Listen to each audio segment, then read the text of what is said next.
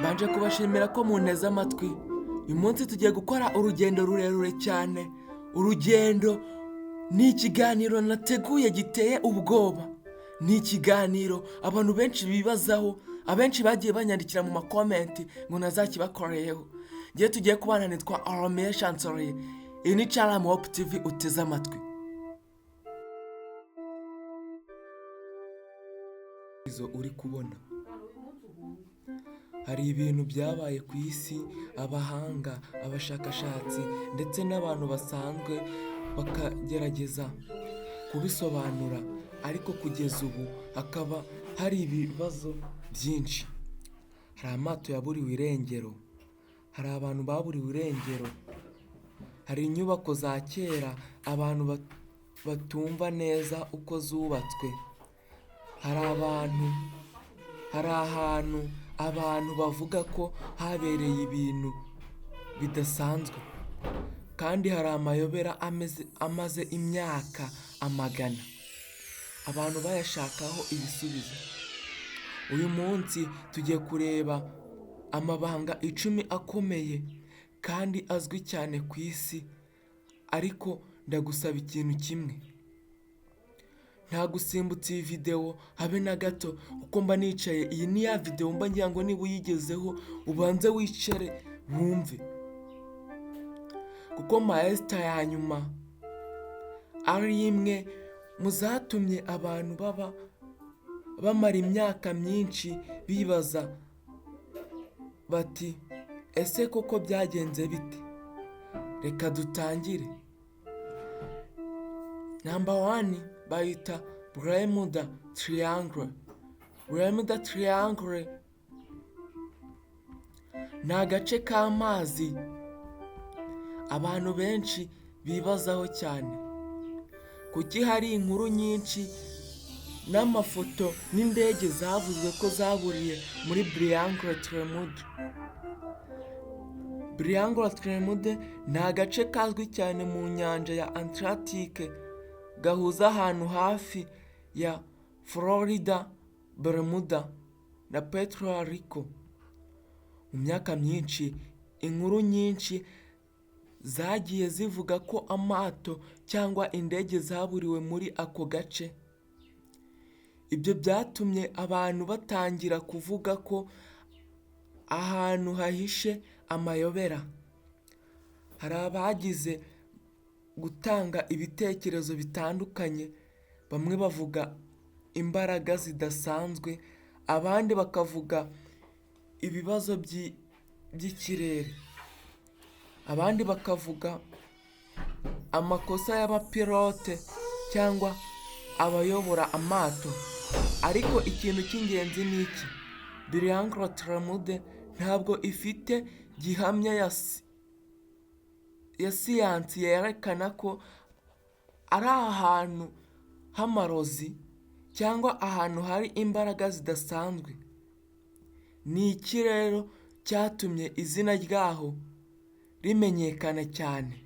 Inkuru, ibitabo, filime n'ibitekerezo by'abantu. Kandi aha ni ho maestra itangirira. Ku mwanya wa 2 turahasanga icyo bita Dyatlov Pass. Dyatlov Pass ni ahantu hateye ubwoba, ni ahantu abantu benshi bibazaho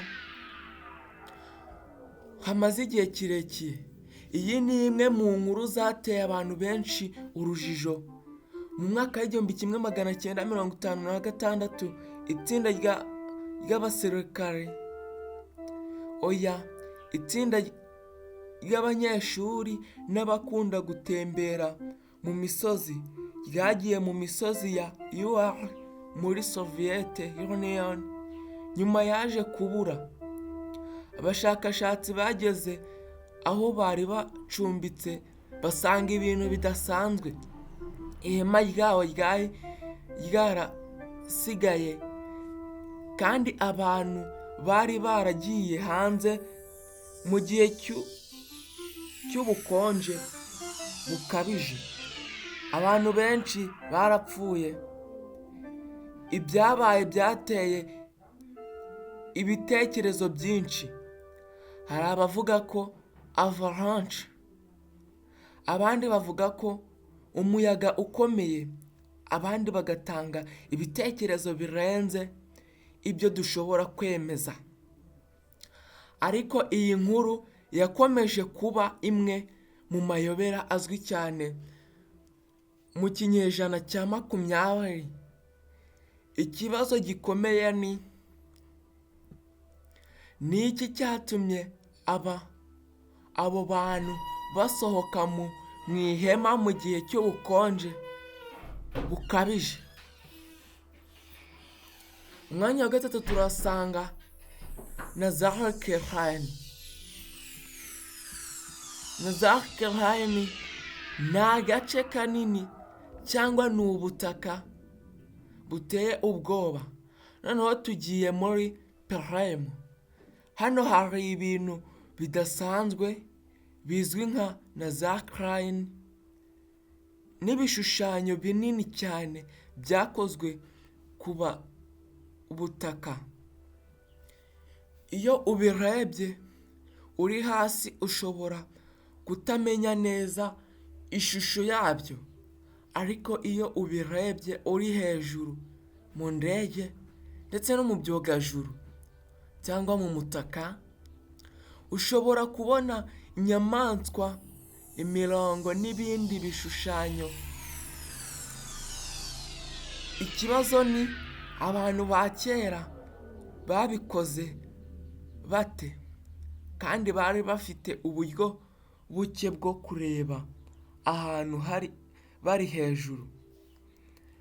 Abashakashatsi bafite ibitekerezo bitandukanye ku mpamvu byakozwe. Hari abatekereza ko byari bifite uruhare mu mihango cyangwa mu myemerere. Hari n'abatekereza ibindi bitekerezo, ariko ibyo bituma Nazca Lines ikomeza kuba ahantu h'amateka kandi h'amayobera. Ku mwanya wa kane turasanga Marie Celeste.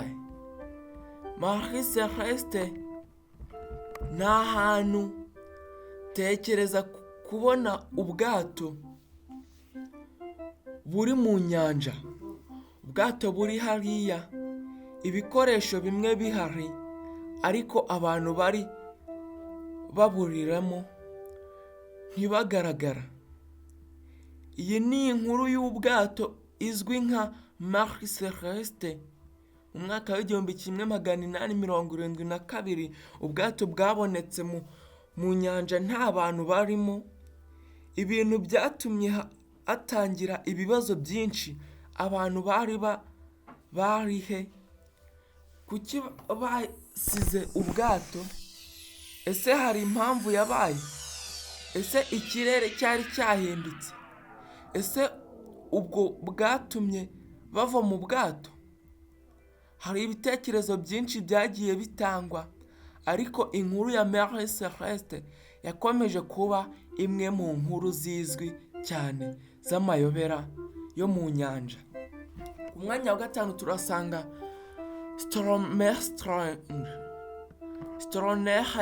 Stonehenge ni ahantu hateye ubwoba, hari amabuye, ni ahantu ha kera.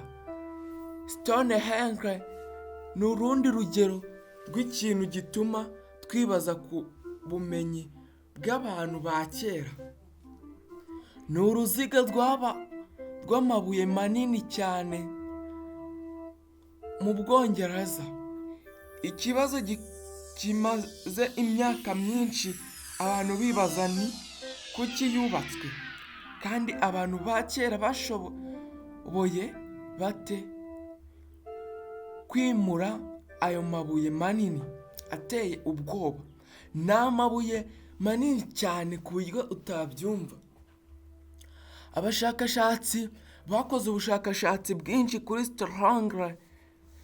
Hari ibimenyetso byerekana ko yari ifite akamaro mu mihango n'umuco w'abantu ba kera, ariko uko yabaye yubatswe nicyo buri gice cyayo cyakoreshwaga biracyashimisha abashakashatsi.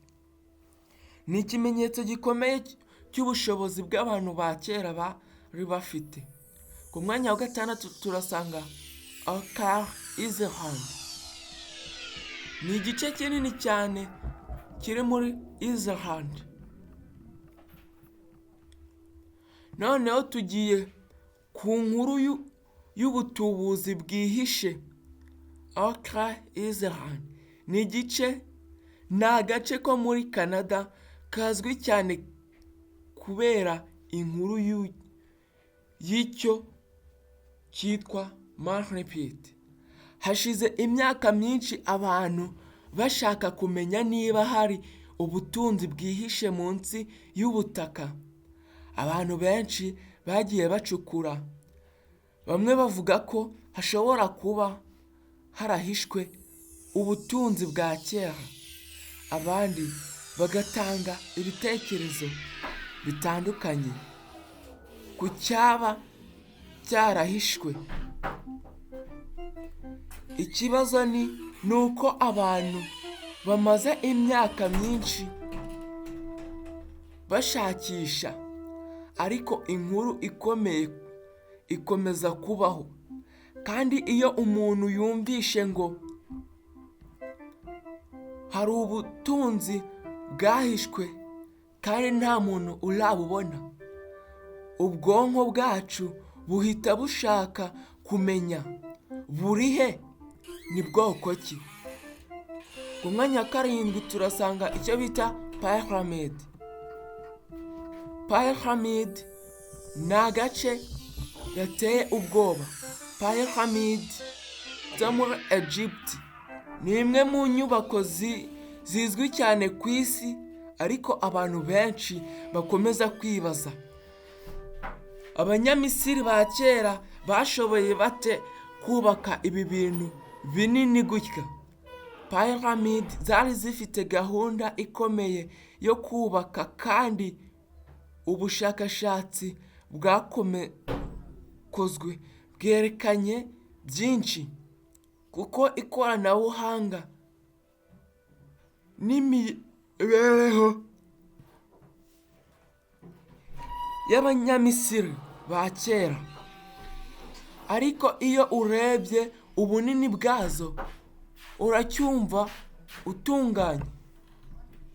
Yego, abenshi bakomeza kugenda babyibazaho, ni gute abantu ba kera bashoboye gutwara amabuye aremereye? Ni gute bashoboye gukora ibipimo? Ni gute bashoboye gutegura umushinga munini gutyo? Aha niho hantu abantu bamwe batangira gutwara ibitekerezo bitandukanye cyane, ariko ni ngombwa gutandukanya ibimenyetso by'amateka n'ibitekerezo bidafite gihamya. Ariko ni ngombwa gutandukanya ibimenyetso by'amateka n'ibitekerezo bidafite gihamya. Ku mwanya wa 8 turasanga Antarctica. Antarctica ni agace kameze nk'uruhura. Antarctica ni umwe mu muturire dutangaje cyane ku isi. Ni ahantu hakomeye cyane, hari urubura rwinshi kandi hari uduce twinshi abantu batageramo. Ibyo bituma interinete yuzura inkuru nyinshi z'amayobera avuga ibintu bihishe munsi y'urubura. Ariko hano tugomba kwitonda. Hari ibintu bifatika abashakashatsi bamaze kuvumbura muri Antarctica. Hari ibimenyetso by'amateka y'isi n'ubuzima bwahozeho. Ariko inkuru nyinshi zigaragara kuri internet zivuga ko ibi bikomeye cyane ntiziba zifite ibimenyetso bihagije. Niyo mpamvu maestra nziza atari ukuvuga ikintu cyose nk'ukuri, ni ukubaza ni iki tuzi. Ni iki tuzi? Umwanya wa 9 turasanga amayobera y'umujyi wa Breya w'i Burayi. Ni umujyi munini cyane, ni umujyi abantu benshi bibazaho kubera imiterere yawo. Mu mateka y'isi hari imijyi n'ahantu abantu bigeze guturamo ariko nyuma ugasanga harasigaye amatongo. Ibi bituma twibaza abantu bahavuye kubera iki? Indwara, intambara, inzara, imihindagurikire y'ikirere cyangwa izindi mpamvu. Abahanga bakomeje gukora ubushakashatsi ku mijyi ya kera kugira ngo basobanukirwe uko abantu ba kera babagaho n'impamvu imico imwe n'imwe yagize iherezo. Ku mwanya wa 9 tuhasanga mahesitare ya nyuma iteye ubwoba. Ni mahesitare mu buryo bw'ibishushanyo, mu buryo bwa creative. Noneho tugiye ku kintu gishobora gutuma wibaza cyane. Voynich Manuscript n'inyandiko ya kera izwi cyane kubera ko yanditswe mu nyandiko abahanga ba kera batarabasha gusobanuza neza. Ifite amashusho y'ibimera, ibishushanyo ndetse n'inyandiko itangaje. Abantu benshi bamaze imyaka myinshi cyane bagerageza kumenya icyo ivuga ariko ntibarabimenya. Abahanga mu ndimi, abashakashatsi ndetse n'abantu bakora ku mibare bagerageje kuyisesengura ariko ikibazo kiracyahari. Ese ni ururimi rw'ukuri? Ese ni code? Ibyo bita HTML language ariho tubona za node za JavaScript n'ibindi, cyangwa ni inyandiko yakozwe mu buryo bwihariwe? Yego, kugeza ubu inyandiko ya Voynich ikomeje kuba imwe mu nyandiko zizwi cyane z'amayobera, kandi icyo nicyo gituma ikiganiro cyacu kiganira ku bibazo gikomeye. Ese hari amayobera abantu batazigera babona ibisubizo byavuzwe? Niba ugize aha ucyumviye video utarasimbutsa, ndagushimiye. Uri umwe mu bantu ba kera bakundaga kumenya ibintu birenze ibyo tubona buri munsi. Uyu munsi twabonye Bermuda Triangle, Dyatlov Pass, Nazca Lines, misozi, Stonehenge, Kaze, Pyramid, Atlantic, imijyi ya kera n'inyandiko ya Voynich. Ariko ubu ndashaka kumenya igitekerezo cyawe. Ni iyihe mahesitare yagutunguye kurusha izindi? Andika nimero yayo muri comment. 1, 2, 3, 4 na 5, 6 na 7 8 9 cyangwa iya 10. Kandi niba ushaka ikindi kiganiro kirimo amayobera cyangwa ibindi bintu bigiye bitandukanye kuri like, ku bintu bigiye bitandukanye, kinyandikire muri comment umbwira ati ndifuza ko wazankorera ikiganiro kuri ibi bintu. Ukande like kuri ino video. Niba uri mushyashya ugeze kuri ino YouTube channel yacu, ukande subscribe, hanyuma usangize iyi video inshuti yawe. By'umwihariko ukande like kugira ngo igere ku bantu benshi. Ndabashimiye mwe mwari muduteze amatwi. Ukeneye kwamamaza watwandikira kuri WhatsApp, nimero ni 079 33 12 573. Duhuriye mu biganiro bitaha by'ubwenge, ariko ngusaba gukanda like kuri ino video ugakanda subscribe kugira ngo YouTube ijye ikugezaho ibiganiro byacu mu ba mbere. Muri ab'agaciro, utagenda udasize muri comment ikiganiro twazagukoreraho. Duhure mu biganiro by'ubwenge bitaha. Ciao ciao, loud and clear. Mbibutsa ko iyi ni Channel Hope TV twari turi kumwe nayo ku bufatanye na akomeye chancellerie. Ndabakunda cyane, loud and clear. Ciao ciao. Ni wari uzi ko tuba twaguteguriye umunsi ku munsi